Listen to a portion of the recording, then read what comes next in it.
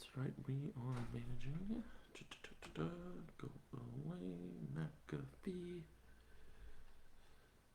Thank you very much. All right. Hello. Welcome. This is the Burn KC SportsCast with your host, Alex Blackburn. Um, Sorry for no article yesterday. I was out on a river in southern Missouri with all the rugby guys. Had a float trip, so obviously, couldn't really type up an article. But it was a lot of fun. Got back okay, got back safe, very burnt. Um, Get it? Burn Casey. Ha ha ha. But we got back all right. We're doing okay. I've got some sleep now, and we can get this done. So, got a few things to talk about today. We got some Royals grievances to air because when do we not? Um, and then a couple things with the Chiefs. We're gonna kind of talk about the Robert Quinn situation as well as kind of a training camp preview as well. Because we are 10 days out from the start of that. KC Current, they're on a 6-game win streak, and they have a game tonight, actually, if you want to go check them out. But we'll be talking a little bit about them, and then a few rugby things to cover as well. So, shouldn't be a gigantic show, pretty average. So, just sit tight, strap in, and let's enjoy the ride. Well, starting off this way, I'm not sure if we will, but we got to talk about the Royals first, just to get it out of the way. Sorry, guys. Basically, the Royals have been in the news for embarrassing reasons as of recent. If you don't know by now, Whit Merrifield, along with a couple other Royals players, 10 to be exact, entire 30% of the major league roster. They didn't get their COVID vaccine, so they could not travel to Canada to play with the team. And there's good and bad to this. Let's get to the good first. The good is, yeah, we lost the series against the Blue Jays, but we saw what the youth of this team can do. And we know that we have a future with some of the guys on this roster. Nick Prado, Nathaniel Eaton, Bobby Witt, obviously. And a couple others as well, Pascantino. And to see the youth come up and for them to, first and foremost, go out and get a win against a decent Blue Jays team is very admirable. I think that they deserved that win. They looked great. They looked more in sync than the average Royals team does. And overall, it looked like a solid effort. Even throughout the 4 games, I know that they lost the series and everything, but it still looked way better than I'm pretty sure it would have looked had guys like Cal Eldred and the dudes that we're trying to put up on the trade block right now were to go. Would we have been better with them there? I don't think it matters. And honestly, I don't think so. I think the youth showed that, yeah, they'll still need time to develop, but they are major league ready. And we have rookies on this team, and we have, guys that are 19 to 21 years old that will be successful on this team. Or, not 19 to 21, but 19 to 25, basically. We've got guys on this team that can do it. that can move easily to the majors and develop well if we let that happen. And I think with the current guard, it's hard to say whether or not that'll happen because not even 3 hours ago, they all got shipped back to Omaha. So I don't. I think the experiment is done for now. Do I think that they'll bring the guys back up? Absolutely, I think they will. But it's just a matter of when, and not if, which is refreshing. But what isn't refreshing is the fact that the Royals are now an international embarrassment, and not just because of Cal Eldred. I looked at the numbers for those guys, even in Omaha. You've got guys there that have 6-run ERAs that were supposed to be world beaters when they were drafted. A key example is Asa Lacy. Asa Lacy's looked horrible so far, and it just looks to me like it's another Royals draft bust. But not through the fault of Asa, I don't think. I think that's the fault of Cal because you look at the other guys' numbers; they're also up there, 4 to 6 ERA. It's not good. And these are relievers that have these numbers, which is really not good. And then you got guys that are really that have that talent, but they're just inconsistent, such as guys like Scott Barlow, such as guys like Brady Singer, Daniel Lynch, Josh Stallman. Like these guys that are good arms, that talent is getting wasted because they've got a terrible pitching coach. I mean, Cal Eldred should have never had a job in the first place. We should have never hired him on. We should have kept the old pitching staff. We should have dug around for a new one or done some digging. But the old staff is just they're better in every way. I mean, they truly are compared to what we have now.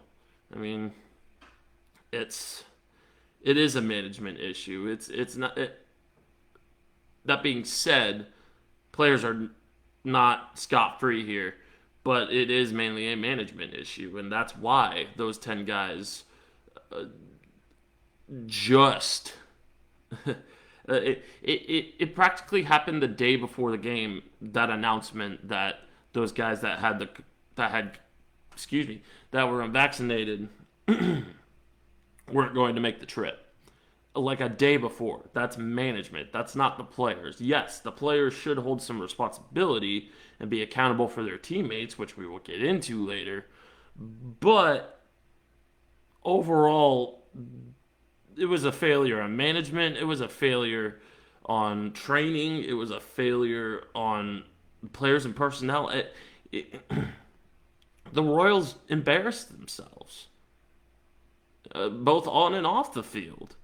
We may not be the worst team in the MLB, but man, we're one of the most embarrassing, if not the most embarrassing, because of just how how mismanaged this team is. The draft's tonight, so we'll see how that goes. Hopefully, we will not be bringing up a guy that's just going to get ruined. But with the Royals and their history, it's hard to say. At this point, there's definitely a cloud of apathy over this organization, and there needs to be changes. I think the fans are tired of it, and the fact that John Sherman's not tired of it is absolutely ridiculous. So, again, we'll see what happens in the draft. Um, Fire Cal Aldred, and then just go from there. Truly, I know I'm forgetting a key topic. I will get to it. Whit Merrifield. Whit Merrifield. So if you didn't read the article already, Whit Merrifield made some pretty dumb comments when it comes to the Royals. Basically, what he said is he would get vaccinated if he played for a contender. And I'm not going to get into the vaccine debate. I'm not. But hearing those comments and then the damage control that went with said comments, it's very clear to see that Whit does not want to play for us anymore. And Whit would rather... he'd rather not build on this team. Which is, you're saying a lot for a guy that has underperformed the past 2 years. I don't know how you can say that, I want to play for a contender when you had the chance to make this team into a contender. But the front office and the players both, it's a cloud of apathy. And I get it. I get that, in a professional setting, you want to go play for a contender. But the Royals could have been a contender if you guys just pulled your head out of your butt. I mean, truly. You're going. That is tough talk for a guy that has underperformed this year and last. And during the COVID year, too, honestly. Like, he did fine. But 2019 Whit is not going to be seen anymore, I don't think. Which, is kind of sad. But also at the same time, the fact that he's able to call himself an all-star this year kind of makes me feel a little gross. Because frankly speaking, that's the type of team player that does not deserve to get called an all-star. I think it's through name and name only that he's an all-star. And that's the worst part about it, because he hasn't shown it through his play. And frankly speaking, after the comments that he made, he's not a team player. He's not a guy with a good attitude. And frankly speaking, he has some things. One comment that he made was he doesn't know what's being put in his body. And, again, I'm really not trying to get into the COVID debate, because I know that's a very passionate topic for a lot of people. But y'all, living a healthy lifestyle and doing all that and like, I don't know what's going into my body. Whit probably drinks, doesn't he? Whit probably eats food. What's your point? Is what I'm asking. Is like, okay, you don't know what's being put in your body. What is the point? What are you trying to say? You're not saying anything. Okay, I get it. Like, there's some questions surrounding the COVID vaccine, whether founded or unfounded. But that's not the comment that you make. Frankly, like I said, the damage control here was absolutely awful. And Whit needs to think about what he has said over this past week if he truly does love Kansas City and doesn't want to get traded and doesn't... And you know what? If he does want to get traded, good riddance. Good riddance. He doesn't deserve to be a Kansas City Royal anymore. He could have had the career that Mike Sweeney, Joe Randa, and all those other lifetime Royals, Salvador Perez, all those guys have had. I mean, a Kansas City legend, but this issue is what is going to tarnish his legacy forever because it was an act of complete and utter selfishness. I said this with Aaron Rodgers. I said this, and I'm saying this with Witt. It is not a COVID thing. It is a team thing. Especially if it's conditional like that. Like, okay, you're gonna go get vaxxed if you're playing for a contender. What difference does it make? You're not getting vaxxed for your own personal health per se, but you're getting vaxxed to help your team out and to keep your team healthy. And you could be as healthy as a horse, but I think we've seen by now that COVID gets anyone and everyone to a varying degree. So that's all I'm going to say about it. If you want to know more of my thoughts, go read the article. I'm done talking about the Royals. In happier news, the Chiefs training camp is in 10 days. And it's looking to be an interesting training camp. You're going to have a lot of position battles. You're going to have a lot of depth, a lot of guys fighting for roster spots and starting spots that it'll be a good race. I mean, just look at the wide receiver room first. I mean, you got guys that, aren't, Devontae Adams, aren't Tyreek Hill, aren't this guy or the other guy. They're still good wide receivers, and we have a lot more good wide receivers than a lot of other people in the league do. Not great ones. Like, we don't have a trump card anymore, per se. I mean, I think we can all agree that Travis Kelce, he's getting older. And he's still a weapon, and they're still going to cover him like he's a weapon. But that's just it. When you have these guys that, may not be these big contract wide receivers, but can still make plays, get open. I mean, Juju Smith-Schuster had a quarterback with a noodle arm in Big Ben for so long, and he's shown flashes of brilliance. And I think Patrick Mahomes can unlock that. And I think this is going to be a team centered around Patrick Mahomes for a very long time. It's going to be like Jordan and the Bulls. You're going to have those supporting cast members, but in the end, you've got a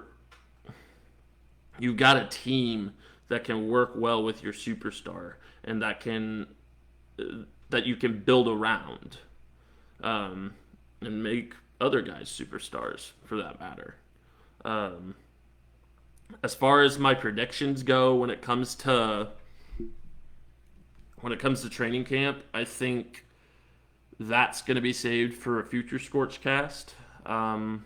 Obviously, you guys have already heard my thoughts on Justin Ross and Josh Gordon, and then that Watson guy. I forget his first name, but he's apparently shown out as well. Again, trusting OTA tape is risky. There's a lot of training camp superstars that don't make rosters. But this is looking like a fun team. I'm excited. One issue, though, that's a big question mark is the defense. Namely the defensive line and the pass rush. Obviously, this has been an ongoing issue throughout the Chiefs' offseason, but you have free agent options that I think a lot of people are frustrated the Chiefs haven't capitalized on. Um, for example, Jadeveon Clowney was on the market. Eddie Goldman on the market. What's his name? Played for the Bears. I can't remember his name for the life of me. Um, Hakeem Hicks. There we go. Um, and others that really, I mean, shoot, the Bears are having a fire sale on pass rushers right now. Um, at the beginning of the year, we had the chance to get Khalil Mack if we, paid an arm and a leg, but obviously we couldn't. And the main guy that we're looking at right now is Robert Quinn. I think Robert Quinn would be a great option to be a weapon along that defensive line to take some edge off the secondary that's going to be really young, really inexperienced. But I think that's another main reason that we would want a good pass rush. But also at the same time, Robert Quinn's getting old. I mean, he is. He's played for 3, 4 different teams now, and it's he's past his prime. But that veteran presence would be good, and it it truly would be it would be a want, in my opinion, not really a need. Um, but we'll just have to see. I think Veach definitely banks more on needs than he does wants when it comes to free agency, when it comes to picking guys up. Um, but maybe we've reached that point to where we can get our wants done, if he thinks we have a full team, which, nah, I I don't think the defense will be terrible without Robert Quinn, but I don't think they'll be serviceable. I mean, they won't be as bad as last year. I don't think. I think we've made a lot of improvements since last year, um, and it'll be an interesting season. So, um, and then the final Chiefs point is Orlando Brown. Um, Orlando Brown got franchise check. Bleh, bleh, bleh. I can't talk today. Orlando Brown got franchise tagged. A deal could not get worked out. We were not willing to pay him a Trent Williams type of deal. He's a great tackle, but I don't think he understands that that's the best we can offer him right now. And it was a max deal. It would have put him in the top 3 for highest paid offensive lineman of all time.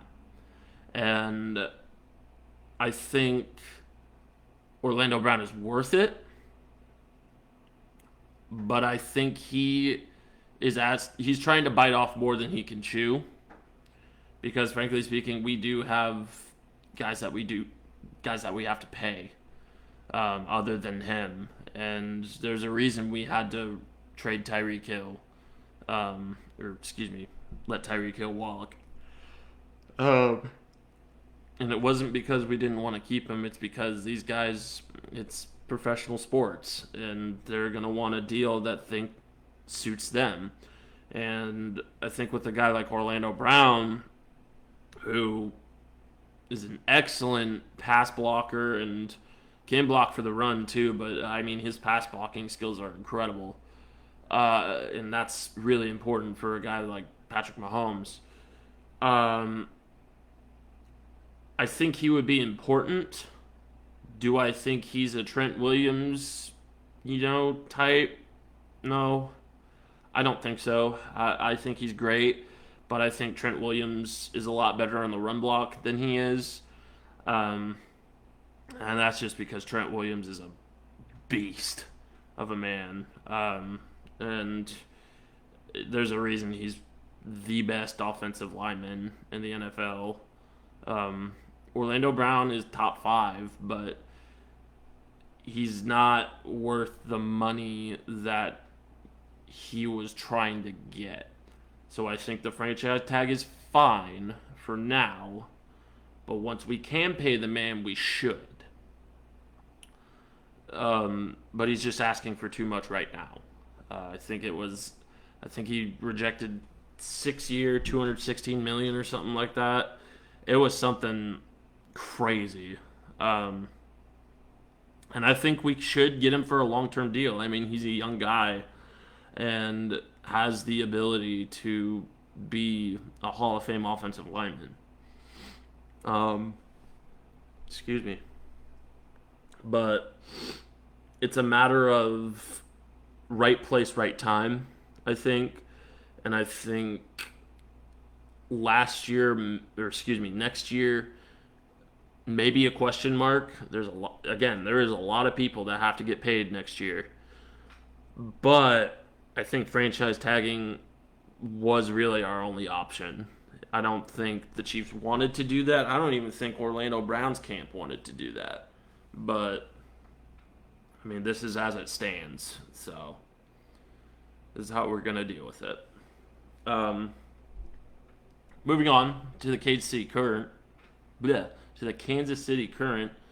6-game win streak. That's going into the halfway point of the season. That's impressive. Especially in soccer. Consecutive wins in soccer are pretty rare. Unless you're, a stud team, which the Current looks like a stud team. They've got lots of great athletes on that team. If you haven't read my article on them, go read it.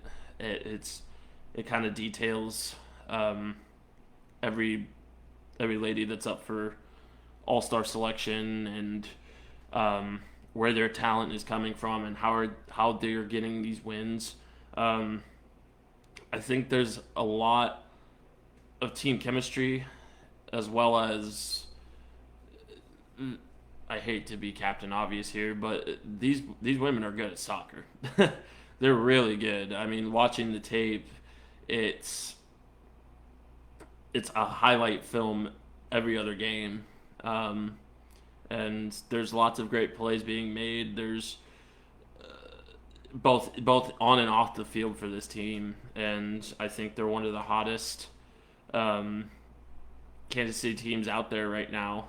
In terms, it's just another team that this great sports city can root for. And I'm trying to get out to a game, hopefully sometime this summer or fall. I think they deserve your attention, and they command your attention.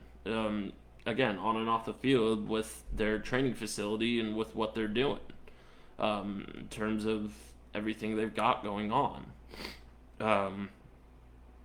They're definitely one of the fastest growers, and I think one day, maybe even come 2026, we will have 2 soccer teams that have a huge supportive fan base behind them, and that's good for because obviously we call ourselves the soccer capital of we call ourselves a soccer capital of the United States, and I think it's time we justify it. And the Kansas City Current's helping, so it'll be interesting to see, especially with a down year for Sporting Kansas City. It's a great time to go watch the Current. I'm not saying take your eyes off Sporting.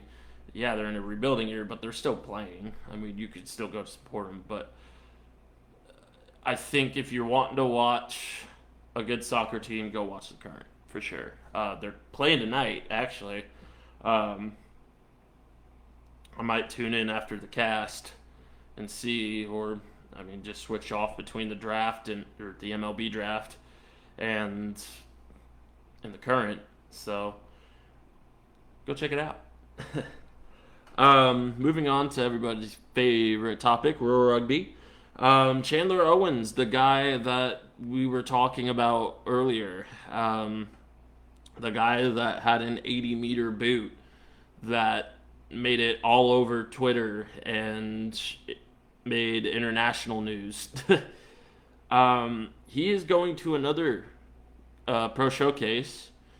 I think this one is called like the National Collegiate Rugby Showcase or something like that. I can't remember what exactly it's called.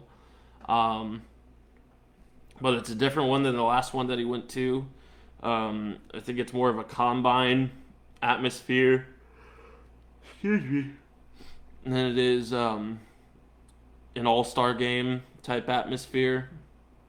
I think there's still going to be plenty of pro scouts there and everything like that. And it'll be really cool to see if another Jayhawk makes an MLR roster. Obviously, we already have Matt Harmon, and being able to watch Chandler pursue this is very. It makes me makes me a proud alum. But speaking of KU Rugby, they have a podcast out. So if you're looking for more information on Chandler Owens or any goings on of KU Rugby, they're a great resource. I've watched their first couple. It's a good program. Major props to everybody that made that happen. I think you guys are settling in on a good venture, and it's good to see that it's growing from where I left it, and I enjoy that. So new ideas. Obviously, Griff Hastings, who is one of my friends, he's kind of their social media guy, and he's got it down to a science, man. I've taken a couple pointers from him. So, but yeah, go check out that KU Rugby podcast if you want to learn more on Chandler Owens. And then they also scheduled Colorado and Indiana for their fall season, so they'll be traveling. So just keep up with them on that. Give them your good eye. So, in sadder rugby news though, the United States lost to Chile last night, 31-29. If you know my thoughts on it was on Flow Rugby, and if you know my thoughts on that, you know that I don't like that very much. But honestly, it looked like a game that I don't want to say I wanted to miss. But if the United States wants to be worth their salt in rugby, they can't be losing to teams like Chile. Chile's got a great program. They're right next to a rugby superpower in Argentina. So they have teams around them that, are a challenge. But they're not better than the U.S. The U.S. has such a huge talent crop of rugby players, and it's just not being tapped, I feel like. I think there's guys that are great players on that USA team, but I feel like we could do so much better. But I've ran that same old song and dance for quite some time. Obviously, I am but a lowly freelance journalist. I do not make those decisions, but it'll be interesting to see. It's my catchphrase. I feel like it'll be interesting to see how they bounce back from this, because this was a World Cup qualifier,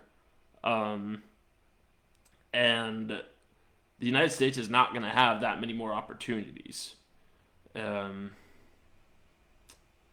And if they don't shape up now, they could miss the World Cup, which is detrimental to the growth of USA Rugby. And I think it would be a wake-up call, but I don't think it would be a necessary wake-up call.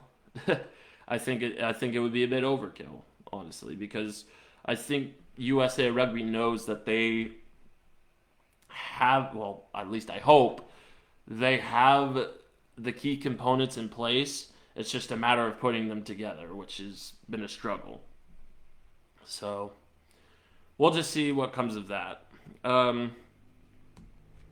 I had a few poll results and viewer comments recently, over this past week here.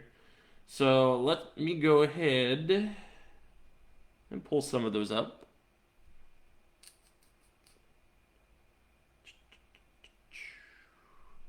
Gotta go to my archive or whatever. Okay. So.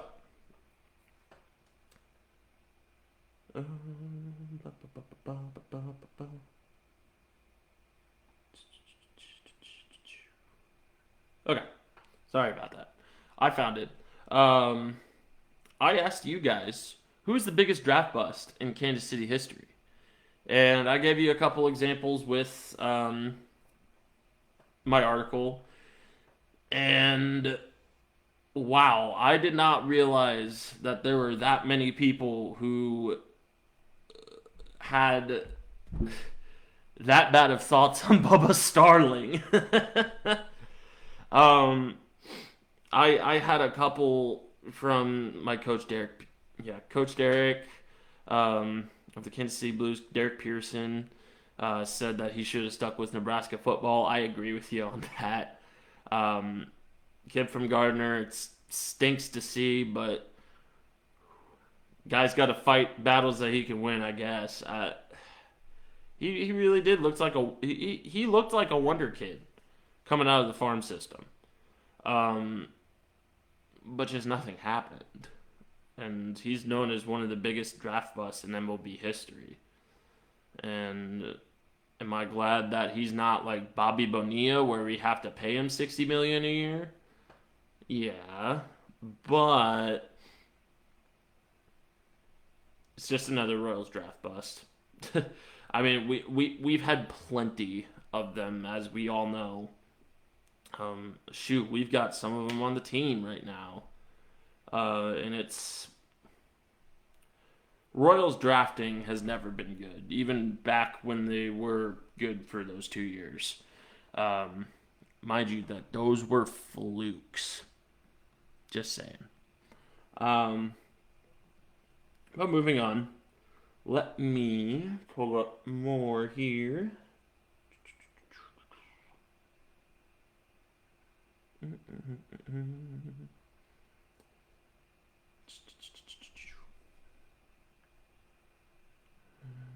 Hold on. Oh, the Kansas City Royals just got on the clock, by the way. They're drafting. We might witness another draft bust. Draft bust incoming, perhaps.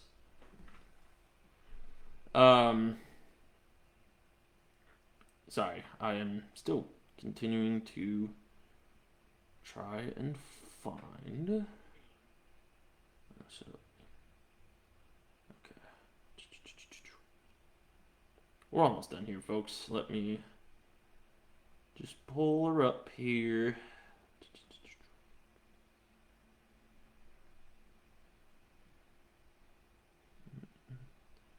Oh, by the way, one of y'all pointed out that I used the wrong form of paltry. I recognize that posting. It should be fixed now. Yeah, I used chicken poultry because I am good at writing. When I meant poultry as in bad. I'm not seeing any more comments. Yeah, I don't see any more. Huh. I thought I had more than that. No matter. It's... Oh, yes. I did actually receive one comment over the weekend. I was asked if I would ever do gaming. Or streaming on Twitch. you act like I have time to play video games. One second. The Royals, breaking news, just saying. The Royals just selected outfielder Gavin Cross out of Virginia Tech um, with the number 9 overall pick. 2021 2021 All ACC first team. 328 batting average. 17 home runs, 50 RBIs. I'd say that's a solid pick. Are we trying to replace Alex Gordon? I'm assuming that this is going to be the guy that fills in for Michael A. Taylor. But we'll see. Again, talking about the Royals makes my head hurt. So, but that's our show. Oh wait, no. I was on the gaming thing. My apologies. Basically, when it comes to streaming and doing other stuff other than the ScorchCast, and the writing and everything like that, it's just a matter of time, honestly. I do this because I enjoy sports and I enjoy journalism, and this is kind of just a hobby until something sticks, more or less, or something, if this does take off, which I very much appreciate that it would. We're up to over 100 followers, which is really nice, but and I appreciate every single one of you, but it's, again, this is just kind of a venture of, I enjoyed sports, I enjoyed journalism, I never went to school for it, so getting onto a paper or anything would probably be a bit hard. But I just enjoy talking sports with you guys, and kind of seeing your guys' engagement and reaction is making it worthwhile too. And I'm glad that I have such a decent sized fan base. I mean, the fact that 100 of you, or over 100 of you, like to hear me speak about sports and like to see me write about sports is absolutely insane. Um, but thank you very much. So I know that was kind of a long-winded explanation as to why I don't do Twitch streaming. But again, I'm starting my master's here in a month. I've got rugby going. I've got work, a full-time job that I actually get paid for. And I'm a fundraising chair for the Blues. The work just doesn't end. It doesn't. But I appreciate the thought. It's a good thought. And believe me, I've thought about it before, but just the time, man. I mean, after this, I gotta cook dinner still, and yeah. Well, we'll revisit it, I'm sure, but as of now, no, probably not. So, too long of an explanation there, but hopefully that got to the point. That's our show, though.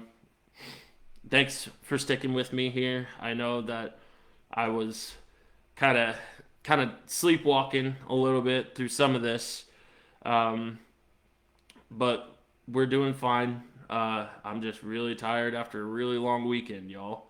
But again, great weekend, lots of fun. Shout out to my Kansas City Rugby boys. Thanks for being there and having me out and everything like that. And the float trip was an absolute blast.